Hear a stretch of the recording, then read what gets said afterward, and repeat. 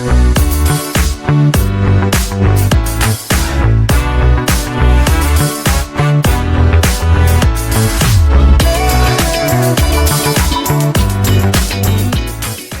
good afternoon, everyone. Welcome to today's Lincoln Live, focusing on a CEO's reflection on leadership journey.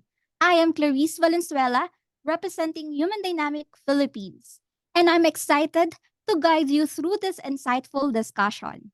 In today's session, we'll delve into a profound impact of purpose driven leadership, and we will explore the leadership journey, reflecting on the key milestone, navigating challenges, and growth during his CEO's tenure at the Human Dynamics. Also, we will gain insight into his legacy in how he started Human Dynamic as the premier learning and change consulting group that is dedicated in developing leaders, building team, and transforming organization for optimal performance across Asia Pacific. I am delighted to introduce the chairman and the principal consultant of Human Dynamic Group, Hi. bringing over 30 years of extensive experience in people management consultancy, training and development, and executive coaching in 100 global companies and counting. He is none other than our very own Eric Kung.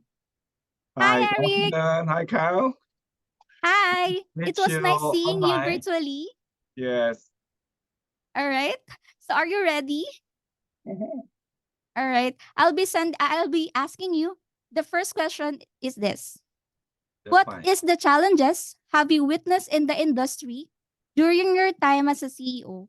And how has human dynamic adapted to these changes? Right.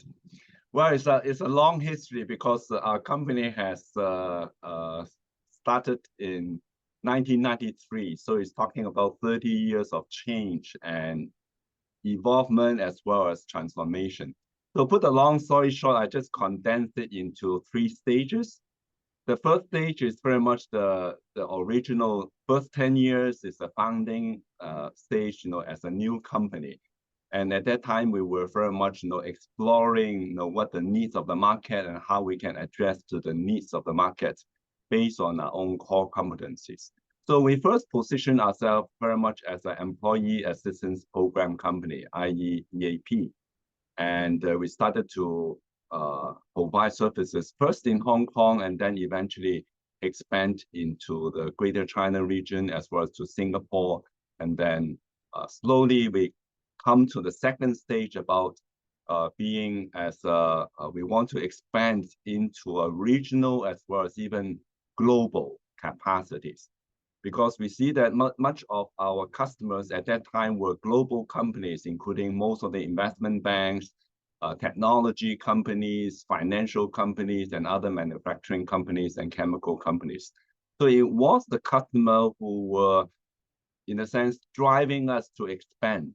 And rather than for me to see the vision for globalization and then kind of develop human dynamic as such.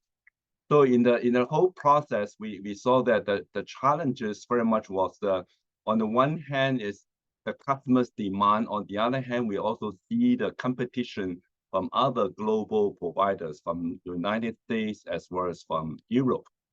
So the second stage is very much our global expansion. We at the climax, we had 26 direct offices around the world, literally. So we had not only offices in Asia, but also in Europe. So at that time, we have offices in Slovakia as well as in Dublin, in Ireland. So, and even in North America, we have contact offices in New York as well as in the Silicon Valley. So we really had this global vision in seeing that we can become a global provider. But in the last 10 years, that means starting from 2004 to 2014 to 2023, so that was last year or this year, then we realized that it's really the demand for EAP is very much driven by that need for benefit and mental health services. And unfortunately, that had not been much valued by companies or customers. And therefore, they are just wanted to have something available for hotline, for just in case for crisis, then they have something to draw on. So in a sense that the price competition had driven down the profit margin as much as even when we were trying to be innovative as well as to expand into the learning and coaching capacity or e-learning capacities, customers were just wanted some cheap, global EAP service. And so we had no match with those global healthcare company or insurance companies. They have a global network, and then they drove down the price based on that economy of scale, okay, covering the whole world population rather than for us as a regional provider. So in the last 10 years, we have transformed ourselves from a global EAP company to become a leadership and change consultancy provider. So we still cover some coaching work or work-life coaching, what we call, as part of our integrated solution. But the thrust of our services or our integrated solution is very much based on the leadership and change concepts. So it's as a response to the market as well as our core competencies. We found that we are good at learning and coaching. So that is still very much our core technology, and we address the needs of the many companies, be it multinational corporations, as well as a growing, fast-growing SMEs, the small and medium enterprise, who are like in the new energy industries, as well as in some software and even AI. Okay, those are the new companies coming out. They are profitable, they are fast-growing, and yet they don't have that total setup for leadership and change management. So we see that that is a niche for our company to position ourselves as a leader in leadership and change in Asia Pacific.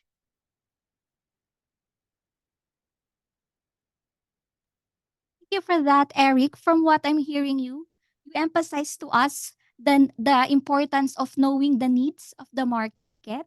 Plus, you emphasize that as a leader, you have a vision not only for the organization but also for your employees. It is important that you know how to empower your employees, including giving importance to their mental health, at the same time helping them to unleash their skills by providing them different trainings, which is why this is organization until now is very successful and very champion because we provide importance to our employees, and we are adaptable to changes. No, we are adaptable to changes, and we are creative in order to be in the trend, to be update ourselves in our trends. Well, I agree on to you, Eric, because I know it is hard to be creative, but we have to do that in order to be in the market.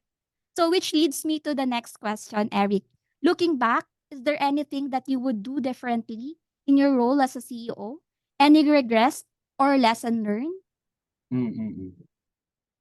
That's a tough question to answer, but it's a good question for me to reflect upon. As I just stepped down from the CEO role and then maintain as a chairman and the principal consultant of the company.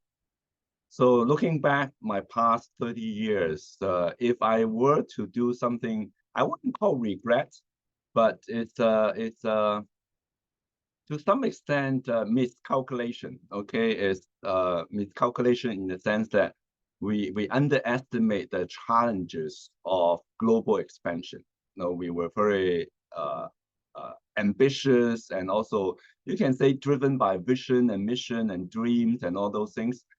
But on the other hand, we underestimated the challenges of talent development or leadership itself. Okay, because in our kind of business as a consultancy, then people is really the most important asset of our whole solution or our service. And therefore, finding the right people to lead the business, to drive the business, as well as to manage the business is the key for success. Okay. And so as I just mentioned, in the second stage of our 30 years of business development, we went expansion. We grow rapidly in Asia Pacific region, and in Asia Pac, we were present in Japan, in South Korea, and down to the south is Australia, and then of course in Greater China region, in Taiwan, China, Hong Kong, and then in Southeast Asia, Vietnam, Malaysia, Singapore, Thailand. Even at that time we had an office in Thailand, and of course Philippines. And then in India, we have 5 offices in India alone, okay, in Chennai, in Hyderabad, in Bangalore, in Mumbai, in Gurgaon, in Pune. And then we started offices in Slovakia, in Bratislava, and also in Dublin. So looking back, if I were to do differently, I probably would not have expanded to Europe, or to Australia, or to Japan. Okay, those are the 3 regions that not only is geographically far away, but also culturally very different. Okay, in the sense that the way we transfer our knowledge, transfer our technology to the local partners or to our colleagues, it has to be communicated to them. And if it's very much a different culture, okay, in a sense about, like in Japan, okay, if you cannot speak Japanese, then it is very difficult to conduct training on coaching in the Japanese market, not even to our Japanese colleagues. And our Japanese colleagues couldn't master English that well, okay? And so we had 10 years long of challenges in bringing our Japan operation to profit, okay? We incur huge loss in Japan. And same thing with Australia, okay? Australia is, okay, it's English speaking, but on the other hand, as I mentioned just now, it's difficult to find committed and competent consultants and leaders to help us to drive the business.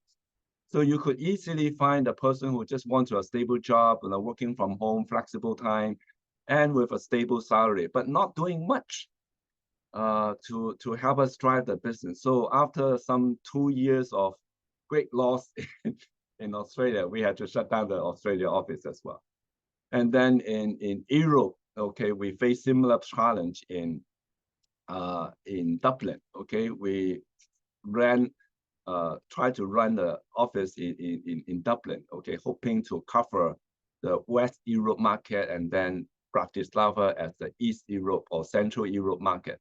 Then we had to shut down the Dublin office in 2014. And Slovakia office, we finally had to pull out simply for different reasons. And my conclusion was that a global enterprise, okay, is a great challenge for a big multinational corporation with huge resources and support.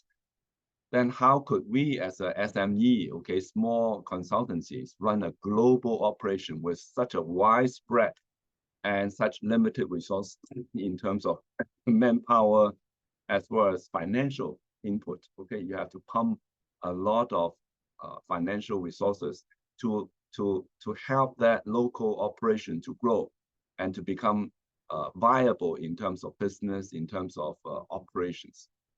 So that's the first part. Okay, I wouldn't go into global expansion. And the second part is we tried to kind of transform our technology from the traditional EAP concept to what we later call work-life coaching, and then now we focus more on leadership and change. So this is a evolution in the sense that it took us 20 years to evolve. And finally, in the last 10 years, we decided that we want to focus on leadership and change, which we believe still is the correct strategy and the right direction for human dynamic. And so we have slowly exit from what we call the cheap, okay, very low price, highly competitive EAP markets. And so that kind of, in a sense, impact on our financial results as well, because big regional contracts, every year contribute to millions of revenue to our company, and we have dropped or taking our own initiative, as well as they go for some of our customers go for global competitions, global providers, then we lost some contracts as well. So in the whole process, we try to maintain ourselves as a niche leadership and change consultancies, being a thought leader, being focused more on leadership development as well as change management. In helping organization, we focus on three things. One is the ability to lead organizational change, the ability to help others change, and the ability to change themselves. And many of our customers gave us very positive feedback, and then we have helped many companies to start driving the leadership, not only on the top, but also in the middle, as well as very much in the front line. And leadership is very much a collective leadership. It's not just one single CEO leadership type or the personality or the competencies model. Now we're expanding to cover leadership as practice. How can we facilitate the interaction and dialogues between the top management, the middle management, and the frontline workers, such that they can identify with the vision and mission and strategies of the company and be able to move on as a big and small companies, whatever their organization are trying to do. So now we are focusing more on kind of being a thought leader, doing research work, and also being innovative in terms of our solutions, training, and coaching programs. So we're also into e-learning, very much using the mobile technology to help us drive or bring those solutions to the users in wherever they are and whenever they want to access to those information. So we invested 10 years, over 10 years of our resources and manpower to develop the e-services and e-learning modules. And to some extent, we have achieved some progress. And now we can proudly say that we are integrated solution provider, that we are into not only the traditional training and coaching services, we are also capable of doing e-learning and then provided a blended learning approach to help our clients to better develop their leaders and also to better manage change.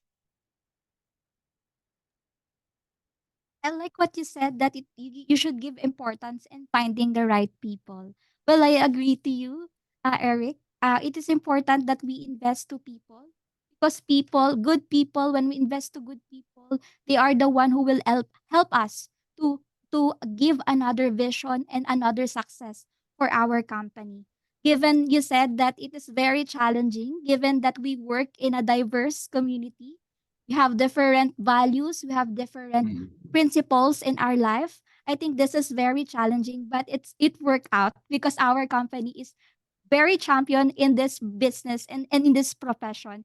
And you are right, you transform our company to engaging to our employees, helping them to be a leader and to become a CEO of their own company.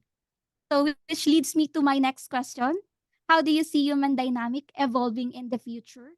And what opportunities and challenges do you anticipate for your success? Well, when we talk about future now, of course, when we think about the geopolitical situation around the world, what is happening in Ukraine and now in Middle East, and some may even predict that the next war could happen in Korea or South Korea, or maybe in South China Sea. Okay, a lot of tension are there. Of course, we found that there's some ease of tension in terms of between China and US. And that kind of helps to kind of make the world more predictable in a sense, because it's not very volatile, okay, as some might kind of anticipate. But still, we see that there's lots of changes, and we are talking about rapid changes. And somehow those changes could just happen, okay, within days, and totally out of surprise. And then we just find that, oh, wow, we are in a war, okay? And then how do you manage that kind of change or crisis situation? Many companies decided to pull out and then divest or to do other things to kind of ensure the supply chain as well as to make sure that they diversify into into other regions rather than focusing on a particular nation or region. So this has directly and indirectly impacted on organizational changes and even downsizing exercise, okay, which we have seen happen in 2023. And just within weeks or months, in the past few months, then we have heard many companies announcing massive downsizing exercise, okay? So these changes is not new in a sense that it had already happened, 10 years or even 20 years ago, and then it start moving on. But it came much faster and much more difficult to predict. Okay, many big companies like Shell or the others, they have this what they call scenario planning. Okay, 5 years from now, 10 years from now, what could be the scenarios that could happen? Okay, say 5 years from now, 10 years from now, the best scenario, the worst scenario, and probably somewhere in between. Now, even for human dynamic, it's difficult to have this kind of scenario planning. Okay, scenario planning simply means, okay, when we are going to that direction and then assuming the markets and the environment, the business environment is favorable, and then we continue to grow as a leadership and change consultancies, then, okay, yes, we can continue to expand our markets and also to generate more profits. Okay, so that is the best scenario.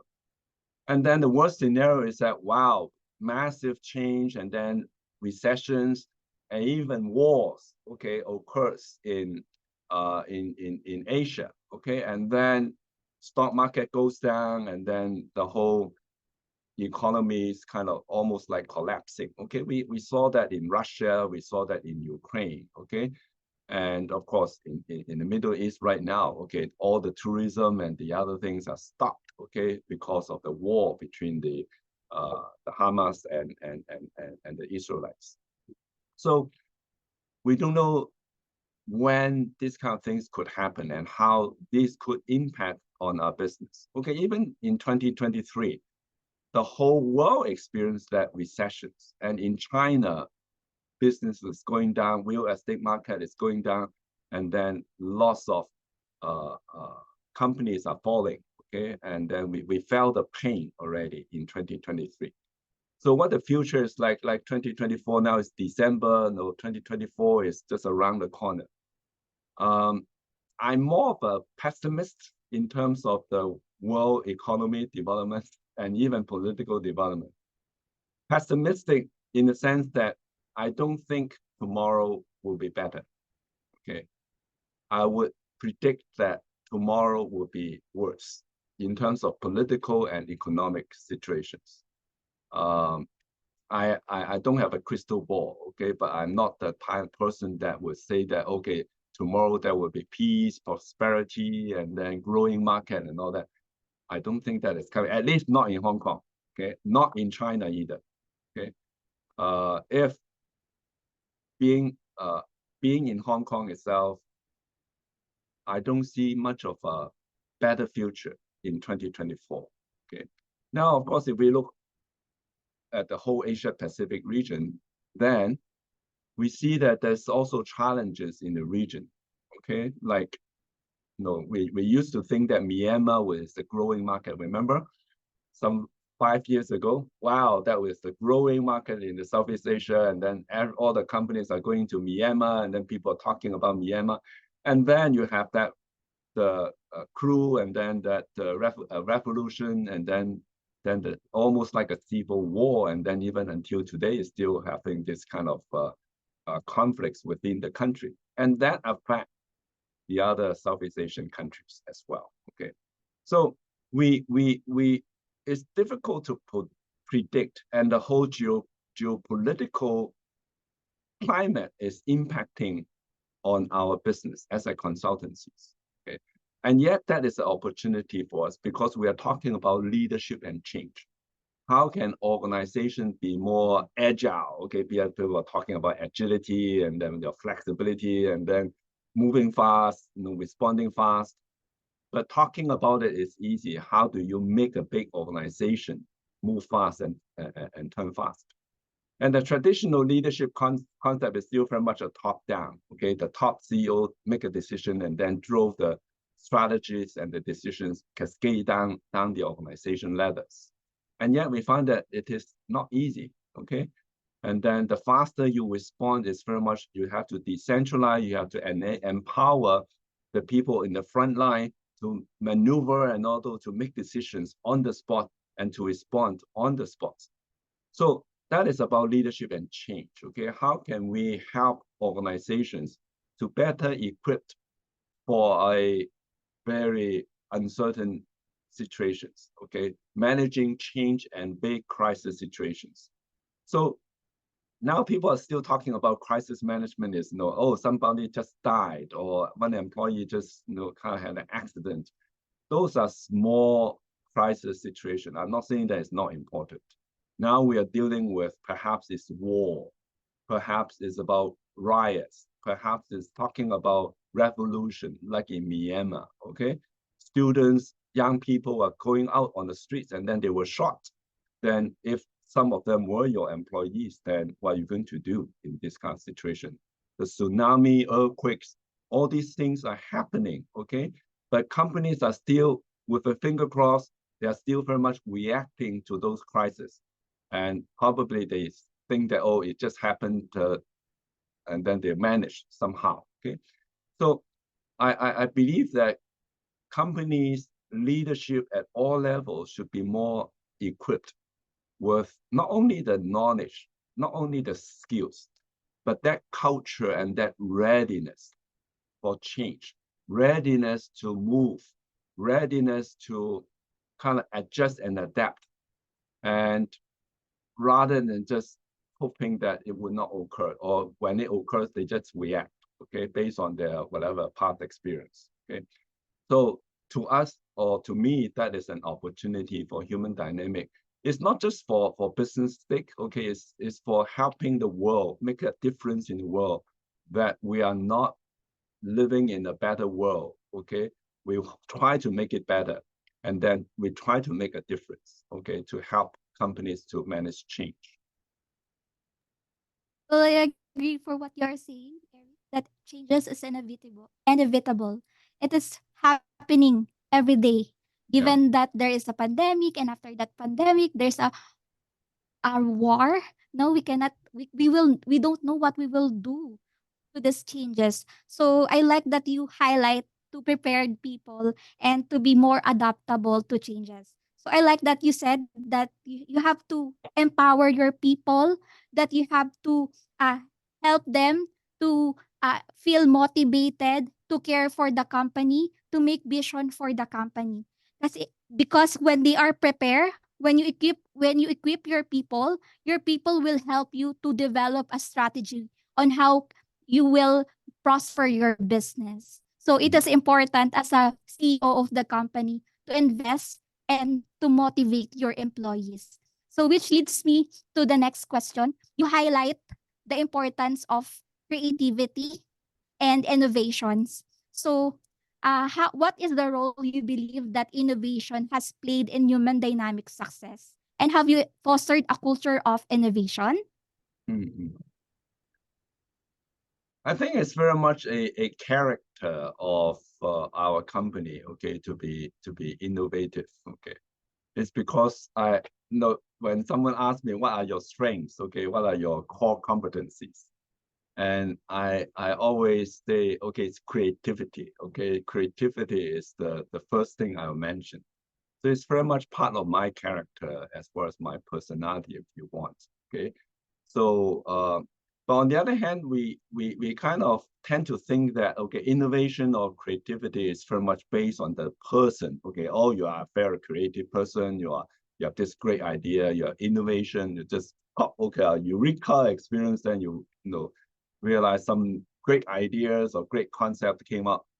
No, it's not. Okay, research and also real business experience and then work experience has told us that is about incremental changes. That means it's how organization continue to learn and improve.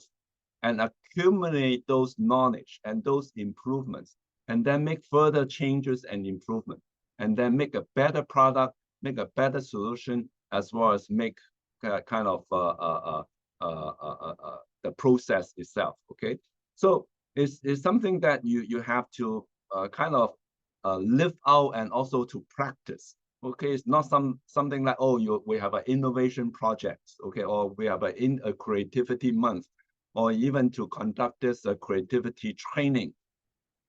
No, I think it's the important thing is that, yes, those training could be helpful, but on the other hand, it's very much part of the DNA, also the culture and the practice of the company to live out that continuous learning and being innovative. For instance, let me give you something more concrete, okay? The way I conduct training, okay? Even it's the same training topic, I always ask the questions, okay? What is the audience? What's the industry of our clients, okay, for this time? How would that impact on the training content? How would it make it, how can we modify the training in such a way that would fit their culture, fits their industry, fit their industry, as well as to meet the requirements of the customers. So even if I had conducted the same transformational leadership training, maybe 20 times, 30 times, but I still have a new way of doing this training. Okay, so that is the part of that belief and also the practice. It's not just you are so competent in or experienced in certain things, then you don't need to learn, you don't need to improve. It's that culture, that mindset, that yes, the situation is different, and therefore we need to adapt, we need to modify, we need to improve in such a way that will meet the customer's needs or meet the market's demands. So you see a lot of products, including like cell phone or even cars, okay? Do you think there's any innovation about the whole thing? Or it's just incremental changes that they try to make the battery last longer, and they try to make the camera better quality, three lenses, okay? Okay, or the sound improve a lot better, okay? So those are all incremental change, and we never complained about that. Okay, iPhone what 14, some said that there's not much in the okay. There was this, there's nothing new in the new iPhone, but people still buy it. Okay, so they are not expecting a big innovation as such. Okay, so even in terms of the consumer markets, okay, we are kind of understand that, okay, we are not talking about big innovations, okay. Of course, once for a while, then we heard about, oh, there's big innovation, invention on this part or on the other part. Of course, there's much of the other innovation that we have not heard of, okay, probably that is on the military side, okay, that we probably do not hear about until the Ukraine war. Oh, we have that kind of missiles. Oh, we have that kind of technology, okay, covering the sky nets, okay. We kind of thought that, okay, that is only what we saw in those Hollywood movies, okay, and say, wow, in the real world, okay, you can move the satellite and then change the position to cover that particular region or district. So those are the innovations that I think is important. It's not just about technology. I think we need to focus more about the people. Okay, the people are creating technology, and we are talking about AI. Okay, now AI is learning faster than human. Okay, accumulating knowledge, analyzing knowledge, and then disseminating knowledge faster than human being. And we still try to defend that, okay, we are still human, and then AI could not possibly replace human. In what sense cannot replace human? Okay, and analyzing accumulated data, can it be faster than that computer? No, okay. I was a computer programmer back in 1982. At that time, we were talking about, will IT replace human? Okay, same question now. We talk about AI replace human. We are 40 years ago, we have been talking about that. Do you really think that AI would not replace our jobs? It had already happening, okay? Some 5 years ago, a Northern Europe financial company fired 6,000 financial consultants when they adopt AI to answer most of those queries from customers about investment questions, about those questions that, okay, you can use big data and then simulated voice, even image, okay, to answer those questions, okay, without hiring 6,000 financial consultants. Think about that. They're talking about consultants, okay? I've told my colleagues 5 years ago that, okay, most of the questions our clients ask us about, okay, through the telephone inquiry could be answered by AI. It's happening already, okay? You don't have to have a face-to-face. Even your image could be a AI image, okay? Can you make this face a little bit slimmer, better, more beautiful? You can push the button and then change the image if you want, okay? It's in reality, it's workable. Okay, when 40 years ago, when I first became a program, we were talking about it, and now we see it happening already. It took us 40 years to evolve. As you remember, I wrote an article back in 1995, okay, probably before you were born, about the cyber counseling, okay, for EAP Employee Assistance Program. We don't need to do face-to-face counseling, okay? We can do cyber counseling with virtual reality. I used those terms already back in 1995. It's nothing new under the sun, in a sense, okay? So we talk about innovation, okay, put back to the original question. It's nothing new under the sun, okay? The important thing is that how fast we learn, how fast we adapt, how fast we learn to work with, or to some extent competing with. Hopefully we don't need to fight with AI, okay, like the Matrix or Terminator movies. That one day AI push the button and then destroy the whole world. I agree with you, Eric. It is important that we update ourselves. It is important that we embody the humility that we should be open to learn. So as an individual, no matter how age you are, you should enroll yourself to an education, to the trainings, or update yourself to the new demands of the society in order to be adaptable and creative to the needs of your society. So my last question, Eric, is this. How have you managed the work-life balance or work-life integration? And what advice do you have for your future leaders to maintain a healthy balance in their professional and personal lives? Okay, okay. Yeah, that is an easy question for me. Okay, I always laugh at this kind of question because the people who know me know that you can see my background. Okay, so you see all the guitar. If I turn the camera to, okay, I actually can turn the camera so that you can see my room. Okay, so you see all the guitars at the back. Okay, and then you see this is my office. Okay, you see the vinyl records. You love music, Eric. I Yes, I believe love music. you're a good singer too. Yeah, I like to sing. I like to play music. I'm not a musician though. Okay, I cannot read music. But I enjoy music, and I like to play with the vinyl, and then I have vinyl record players, and then I try to fix it, kind of because it broke down, and then I try to improve on it, fix it, and this kind of you can call craft, or technical things that, fixing things to get that help me to focus and then balance the work pressure. So now, of course, we have a whole team, okay, working in human dynamics. So much of other responsibilities are shared by other leaders. So work-life balance, I think, is not just about, oh, you spend X amount of time on exercise, spend time with the family, with your loved ones, and do things you like and enjoyable. Those are important as well. But at work itself, I think is how do you make work, we call it joy at work. Okay, work is not really burdensome, stressful, and then killing your soul. No, those are the wrong image about work. Okay, I believe that God created human and God created work, and it was intended to be our God want us to be productive. Okay, in terms of work as well. Okay, to manage. Okay, to maintain the whole world. Okay, and therefore work is good.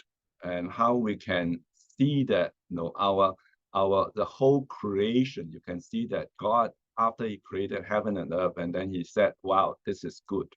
So good work is one thing that we can kind of keep motivation, as far as is enjoying the reward of our labors. Okay, on the other hand, we can have all these kind of leisure activities, sports or music or whatever things that you enjoy doing.